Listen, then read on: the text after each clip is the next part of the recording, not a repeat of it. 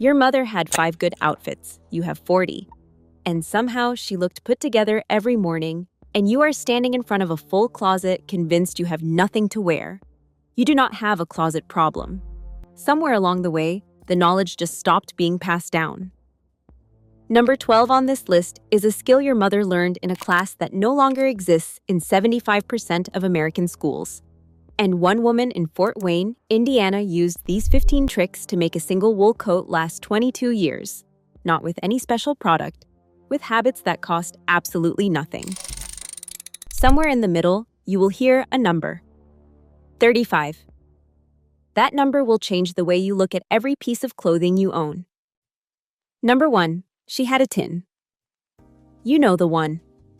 The Danish butter cookie tin with the blue lid. The one that never once had cookies inside it. Every family had one. Inside, 3 needles, a spool of white thread, a spool of black, a small pair of scissors with the orange handles, and a handful of buttons she had saved from coats that no longer existed. A loose button was fixed the same night. A popped seam was closed before Sunday. A small tear was repaired with a stitch so invisible you had to look twice to find it. That tin cost nothing.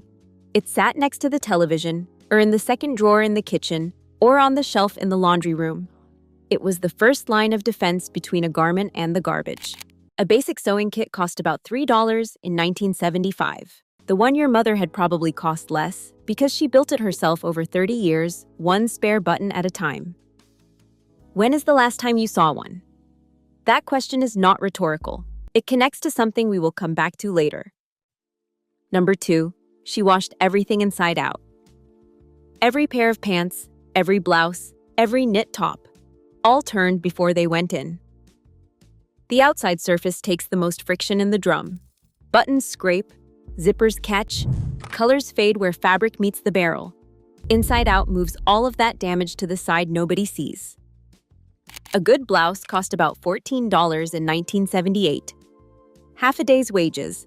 Letting the color wash out in 6 months was not something she was willing to accept. Number 3. Shoe trees. Every single time. Shoes came off, shoe trees went in. Cedar usually because cedar absorbs moisture and the natural oils, cedrol and thujopsine, keep mildew and moths away. But the real function was structural. A shoe tree holds the toe box and heel counter in shape while the leather contracts overnight. Her husband's church shoes, the ones he wore every Sunday for 11 years, they still had a shine because she put the trees in every single week and conditioned the leather once a month with kiwi cream from a round tin. A pair of cedar shoe trees cost about $8 in 1985. They lasted a lifetime. The shoes they protected cost 10 times that. Back to the laundry room. Because your mother did not just wash things inside out, she had 2 more rules in that room. And this is where the generational divide shows up the sharpest. Your mother treated laundry like a process with rules. We treat it like a chore to rush through, and our clothing pays for it. Number 4. Cold water, always. Hot was for towels and sheets. Everything else went in cold. Because hot water shrinks natural fibers, kills elastane, and bleeds dye out of fabric. 1 season of warm water washing and your favorite black pants are dark gray. She knew this 40 years before the detergent companies started printing it on the label.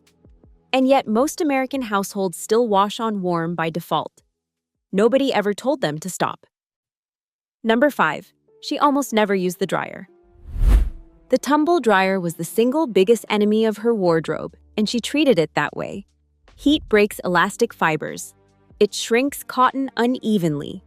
It causes the tiny surface pills that make a $200 sweater look like a $5 one. Every cycle in the dryer is a cycle of aging.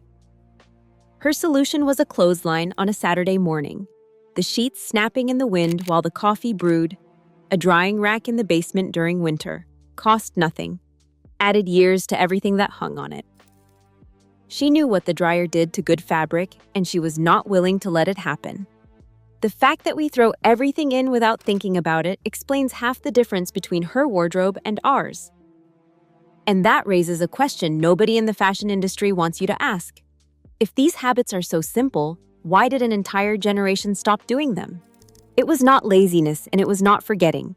Something else happened, and we will get to it. But not yet. Number 6. She bought fabric, not labels. Under the fluorescent lights at JCPenney, on a Saturday afternoon, her hand went to the hem before it went to the price tag. She rubbed the fabric between her thumb and index finger the way a jeweler examines a stone. Polyester went back on the rack. Did not matter what name was stitched inside. She knew the difference between ponte and interlock, between twill and canvas.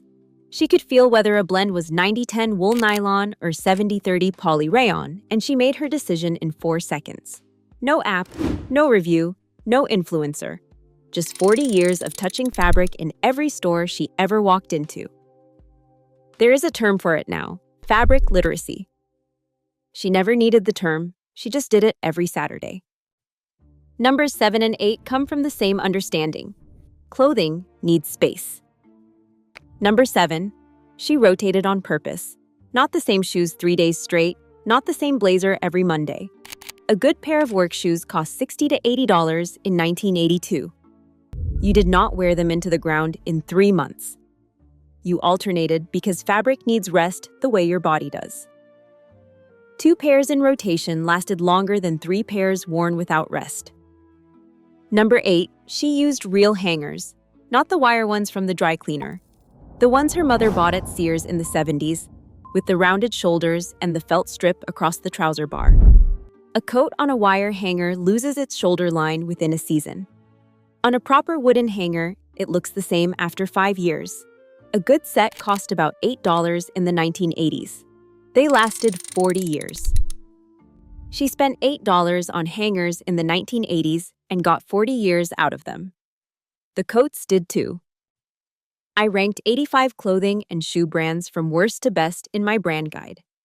The exact quality checks to tell which brands are still worth this kind of care and which ones were designed to fall apart before you get them home. The link is right below in the video description, or scan the QR code that's on screen right now. Numbers 9 and 10 are both about knowing what each piece needs. Number 9. She treated leather and suede like skin. Because that is what they are. Leather bags got conditioned the way you condition your face, not once a year, regularly. Suede was brushed after every wear. Wet shoes never dried next to the radiator because direct heat cracks leather the same way sun cracks skin.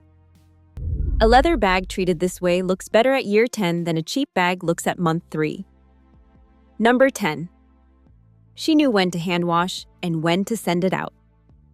Not everything marked dry clean only needs a chemical solvent. Wool, cashmere, and most silks survive a gentle hand wash in cool water. She saved the dry cleaner for structured garments, blazers with shoulder pads, lined coats, anything with a crease that needed pressing. That saved hundreds of dollars a year. Now, your mother did not Google any of this. She did not watch a tutorial. She learned most of these skills in a class called Home Economics. Sewing, mending, fabric care, stain treatment, garment storage. It was standard curriculum in every public school in America for most of the 20th century. In the 1980s, schools started cutting it. By 2013, enrollment had dropped 38%. Today, only 25% of American high schools still offer it. When the class disappeared, nobody replaced it with anything. The skills just stopped being taught. If you watched our video on clothing brands that died, you already saw what happened when the industry stopped caring about quality. That video showed what they did to the brands. This one is about something closer to home. Number 11. Stains died on contact. Not tomorrow, not next weekend, now. Because every stain that dries is 10 times harder to get out. She had a system for all of them. Memorize the way you memorize a recipe. Grease got a drop of dish soap. Red wine got table salt, ink got rubbing alcohol, grass got white vinegar, and the bar of Fell snapped the soap. That golden yellow bar that sat on the edge of the laundry sink for years. She would wet the bar, rub it into the fabric, and let it sit for 30 minutes before washing. It worked on collar rings, cuff marks, and the kind of mystery stains that children produce on a daily basis. Nobody Googled it for her. That knowledge came from her own mother, who got it from hers. 3 generations of stain removal wisdom, passed down like a quiet inheritance that nobody thought to write into a will. We lost most of it in a single generation. Number 12. She altered instead of abandoned. Before she bought anything, she checked the seams. Could the hem be shortened? Could the waist come in? She saw clothing as raw material. The finished product only existed after a tailor adjusted it to her body. Every neighborhood used to have a small tailor shop, sometimes in the back of a dry cleaner, where a woman with a measuring tape around her neck could turn a sale rack find into something that looked custom. A $20 skirt altered for $10 fits better than a $100 skirt straight off the rack. Because off the rack is cut for a body shape that the pattern maker invented. Your body is not that shape. Nobody's is. Number 13. She stored seasonal clothing clean, and she stored it with cedar. Winter coats did not spend the summer crammed between sundresses. They were cleaned, folded in tissue paper, and put away in a cool, dark place with a cedar block. Moth larvae feed on keratin, the protein in wool and cashmere and silk. But what draws them in is not the fiber itself. It is the sweat, the skin cells, the food residue left behind on clothing that was worn and not washed. A clean sweater stored with cedar is nearly invisible to them.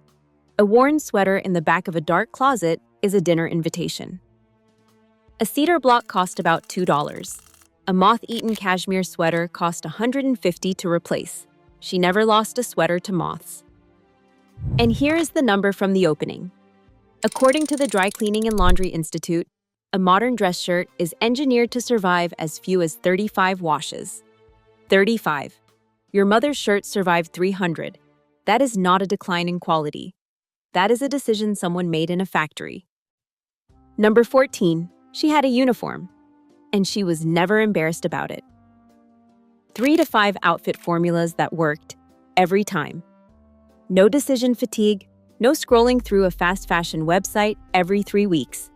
The same cut of trouser, the same weight of knit, the same silhouette of blazer. Rotated in neutral colors, built to mix. The women who looked the most consistently polished in her generation owned the fewest pieces. They knew exactly what worked on their body, and they stopped second-guessing it decades ago. She figured it out the way most women in her generation figured everything out, by paying attention year after year until the answers lived in her hands. But knowing what to wear and how to care for it was only part of what she understood. The last trick is the one that ties everything together. Number 15. She passed clothing on instead of throwing it out. What did not fit anymore went to a sister, a neighbor, a daughter. Not out of frugality, out of respect for the thing itself. A garment that was well-made and well-maintained had earned a second life. It did not belong in a trash bag. She did not think of her closet as seasonal inventory. She thought of it as a collection of things she had chosen carefully and kept deliberately. And when a piece left her hands, it left in the same condition she would have wanted to receive it. Her winter coat hung in the hall closet for 20 years. When she passed, it went to your aunt, and it still looked pressed. Your granddaughter's coat from a fast fashion website lasted until March. Your mother had a relationship with every piece in her closet. She chose it on purpose, she kept it on purpose, and when she let it go, it was still worth having. Try 3 of these this week. Turn your darks inside out tonight. Put your shoes on a tree after work tomorrow. And check the seams of the next thing you buy before you check the price. And let me know in the comments, which one of these did your mother do every single time?